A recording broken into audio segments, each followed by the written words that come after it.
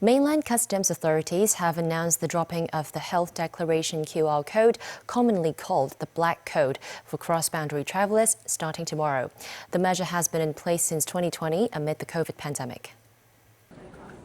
On the final day that the Black Code is still mandatory, staff at border control points are still enforcing the measure.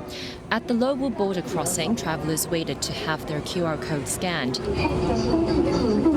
But starting on Wednesday, that requirement will be dropped, according to mainland customs authorities.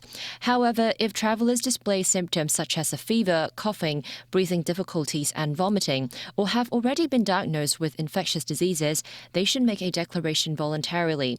Those who are being dishonest will face legal consequences, and if they trigger any spread of infectious disease, they will face criminal responsibility.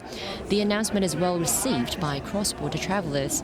Like this mainland tourist who said it takes quite some time if there are many cross-boundary travellers waiting to have their codes scanned. Lawmakers echoed the sentiment. At the West Kowloon, train station, there's always a bottleneck. When we try to cross the border into mainland China, and now I think the bottleneck will be gone. We all welcome this step, which will, I would say, facilitate cross-border exchanges, and in particular for the import-export sector, for people who has to cross the border frequently. We are looking for a more advanced technology-based ways on how we can cross our border, and we are constantly asking our residents around different areas to say, what do you think, whether we should extend the time, whether we should make so-and-so ports into 24 hours.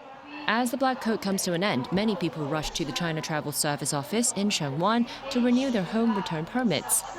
This woman said senior citizens like her are not good with technology and have no idea how to use a black QR code. The demand for home return permit renewal has risen drastically ever since cross-border travels resumed in February. That prompted the National Immigration Administration to allow the use of some expired home return permits until the end of the year.